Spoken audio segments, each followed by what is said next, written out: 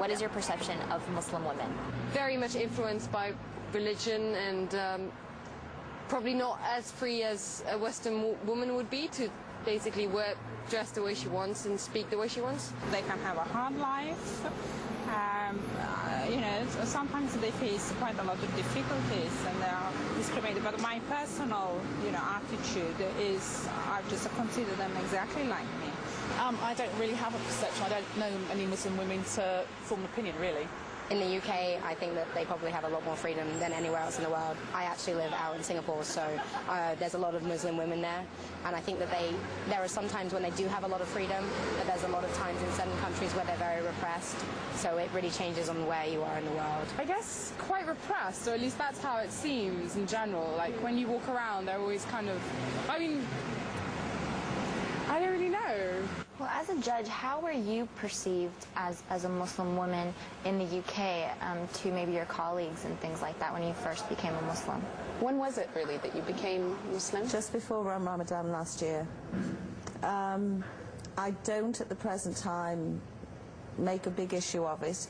I recall that one of the best Christians that I know is a High Court judge in England. He never talked about his Christianity, he just showed it by his way of life. And eventually you would say, what is it about Mark Headley that is so wonderful? And some people, didn't you know he's a very active Christian? I'm not very wonderful, and I'm also very much a learner in Islam, so I think it's important that I keep a relatively low profile, carry on learning. You have, because your responsibility, you have an entire district. How do you rate the domestic violence? Is there more domestic violence in the Muslim community, or is it consistent with the national average or less? We don't have statistics, but from all the work I've done, we have no reason to think that it's any greater within the Muslim community than within the dominant community. The difficulty is that there are certain barriers that women have, or men who are suffering this violence, to get over. Matters of racism against them, language difficulties, immigration issues, and matters of izzat, of feeling that they're shaming their family if they come forward, lack of facilities for them. I mean, I was only talking yesterday to a very active Muslim woman in Wales, Shaheen Taj, of how we need to set up a nationwide group of Muslim female counsellors that women can go to, because if women feel that they go forward and the people that they'll speak to don't understand where they're coming from, they're not going to come forward. And they also, I think, often assume because it's a Muslim woman, you know, she's oppressed because of her being a Muslim woman.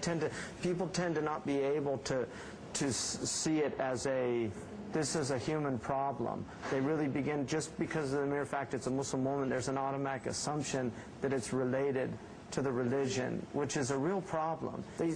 We seem to have an inability to really see ourselves. I didn't want to take my very smart hijab and abaya off when I came back from Saudi Arabia last week. I'd spent a lot of money on it. It was very nice. Very smart, isn't it? Very smart. Some of them are beautiful, with the sleeves. Yes.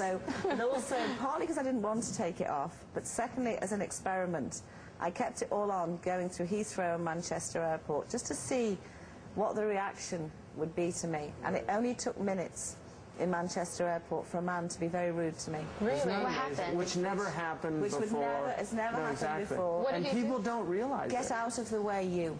You said to me. My wife, we were at a grocery store, and there was a Mexican girl was doing the thing, and the boy was up on she had the baby up on the thing because she was getting the things, and the girl said in Spanish to the other girl, just knock him over. And my wife just looked at her and she said, I speak Spanish, you know, because my wife's Mexican, but she had a hijab. She just assumed she was Arab, you know. And people have no, it's ignorance. Do you know what fascinates me? Sheikh Hans and I both come from Roman Catholic backgrounds, and nuns, the world over who wear identical clothes. To the Kuwaiti women. Right. They look like Kuwaiti women. Right. Because you know the Kuwaiti women wear the white and with the black over it. Right. And regardless of anybody's religion, people have this very Veneration. positive view of nuns. If they see nuns in an airport, they'll smile at them. Look, there's some nuns. Isn't this nice? You know. They feel more comfortable sometimes. Psychologically, I want to know the difference. Yeah. Why are they not The regarded image, as I think, oppressed that's... or- But how do you feel about that? Do you think this somehow will start changing this whole image and Not this... at the present time. No. Because with the right, with the Islamophobia, Yeah, with the whole Islamophobia. terrorist threat, and the communities aren't helping themselves either in that. Yeah, this That's is the real difficulty. problem. Yeah, I dislike this word, Islamophobia, but you know, it's true. Is that I know. the case in the UK? Is there like a huge Islamophobia? Huge. Huge. It's growing on me. Yes. I didn't like the word before, Really? but I'm kind of Yeah. getting used to it now.